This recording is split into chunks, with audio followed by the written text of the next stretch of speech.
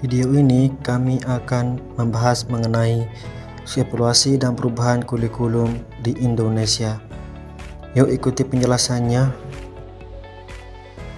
Pengertian evaluasi kurikulum menurut ahli Curriculum Sukma Dinata pada tahun 2009 pada bukunya halaman 173, Curriculum evaluation may be defined as the assessment of growth and progress of student, the word objective or values of the curriculum, yang artinya evaluasi kurikulum dapat didefinisikan sebagai estimasi pertumbuhan dan kemajuan siswa menuju tujuan atau nilai-nilai pada kurikulum tersebut.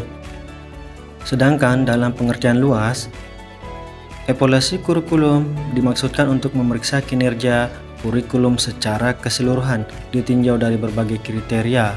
Indikator kinerja yang dievaluasi tidak hanya terbatas pada efektivitas saja, namun juga relevansi, efisiensi, kelayakan atau fleksibilitas program.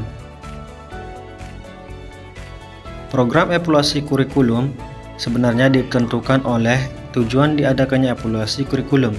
Apakah evaluasi tersebut ditujukan untuk evaluasi keseluruhan sistem kurikulum atau komponen-komponen tertentu saja dalam sistem kurikulum tersebut?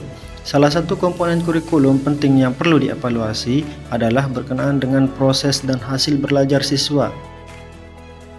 Evaluasi kurikulum juga bervariasi, bergantung pada dimensi-dimensi yang menjadi fokus evaluasi. Dimensi yang menjadi fokus evaluasi kurikulum adalah dimensi kuantitatif dan dimensi kualitatif. Instrumen yang digunakan untuk mengevaluasi dimensi kuantitatif seperti tes standar, tes prestasi belajar, tes diagnostik, dan lain-lain. Sedangkan instrumen untuk mengevaluasi dimensi kualitatif dapat menggunakan kuesioner inventory, interview, catatan anekdot, dan lain-lain. Evaluasi kurikulum memegang peranan penting baik untuk menentukan kebijakan pendidikan pada umumnya maupun pengambilan keputusan dalam kurikulum itu sendiri. Hasil evaluasi kurikulum dapat digunakan oleh para pemegang kebijakan pendidikan dan para pengembang kurikulum dalam memilih dan menetapkan kebijakan pengembangan sistem pendidikan dan pengembangan model kurikulum yang digunakan. Nah, hasil evaluasi kurikulum dapat digunakan oleh guru-guru, kepala sekolah, dan para pelaksana pendidikan lainnya dalam memahami dan membantu perkembangan peserta didik, memilih bahan pelajaran, memilih metode dan alat-alat bantu pelajaran, cara penilaian, serta fasilitas pendidikan lainnya. Terdapat beberapa model evaluasi kurikulum, di antaranya adalah model CIPP atau konteks, input, proses, dan produk, yang bertitik tolak pada pandangan bahwa keberhasilan program pendidikan dipengaruhi oleh berbagai faktor seperti karakteristik peserta didik dan lingkungan, tujuan program dan peralatan yang digunakan, prosedur dan mekanisme pelaksanaan program itu sendiri.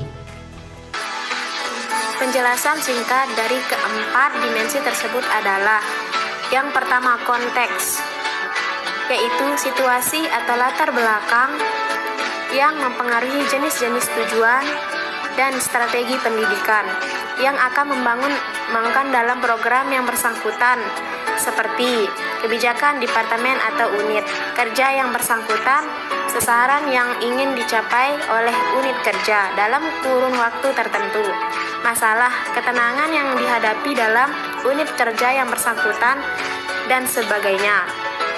2. Input, yaitu bahan, peralatan, fasilitas yang disiapkan untuk keperluan pendidikan seperti dokumen kurikulum dan materi pembelajaran yang dikembangkan, staf pengajar, sarana dan prasarana, media pendidikan yang digunakan, dan sebagainya.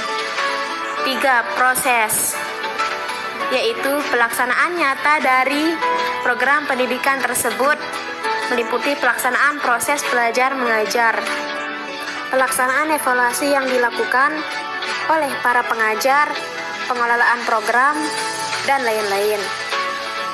Keempat, produk, yaitu keseluruhan hasil yang dicapai oleh program pendidikan mencangkup jangka pendek dan jangka lebih panjang. Evaluasi model ini bermaksud membandingkan kinerja atau progres dari berbagai dimensi program dengan sejumlah kriteria tertentu, untuk akhirnya sampai pada deskripsi dan judgement mengenai kekuatan dan kelemahan program yang dievaluasi. Model ini dikembangkan oleh Steve Bohm pada tahun 1972, di mana keempat dimensi tersebut perlu dievaluasi sebelum, selama, dan sesudah program pendidikan dikembangkan.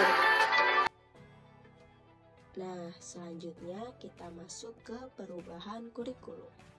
Sepanjang sejarahnya, di Indonesia telah mengalami beberapa kali perubahan kurikulum, hingga ada kesan di masyarakat bahwa ganti menteri, ganti kurikulum. Perubahan kurikulum pada dasarnya memang dibutuhkan, manakala kurikulum yang berlaku atau current kurikulum dipandang sudah tidak efektif dan tidak relevan lagi dengan tuntutan dan perkembangan zaman, dan setiap perubahan akan mengandung risiko dan konsekuensi tertentu. Perubahan kurikulum yang berskala nasional memang kerap kali mengundang sejumlah pertanyaan dan perdebatan, mengingat dampaknya yang sangat luas serta mengandung risiko yang sangat besar. Perubahan tentunya tidak harus dilakukan secara radikal dan menyeluruh, namun bergantung pada data hasil evaluasi untuk menemukan model kurikulum yang sesuai dengan karakteristik dan kondisi nyata sekolah. Dalam rangka menemukan model kurikulum yang sesuai di sekolah, seyogyanya di sekolah dibentuk tim pengembang kurikulum tingkat sekolah yang bertugas untuk memanage kurikulum di sekolah. Memang saat ini di sekolah-sekolah sudah ditunjuk petugas khusus yang menangani kurikulum, biasanya dipegang oleh Wakasek kurikulum. Namun, pada umumnya, mereka cenderung disibukkan dengan tugas-tugas yang hanya bersifat rutin dan teknis saja, seperti membuat jadwal pelajaran, melaksanakan ulangan umum, atau kegiatan yang bersifat rutin lainnya. Usaha untuk mendesain, mengimplementasikan, dan mengevaluasi, serta mengembangkan kurikulum yang lebih inovatif tampaknya kurang begitu diperhatikan. Dengan adanya tim pengembang kurikulum di sekolah, maka kegiatan manajemen kurikulum mungkin akan jauh lebih terarah, sehingga pada gilirannya pendidikan di sekolah pun akan jauh lebih efektif dan efisien.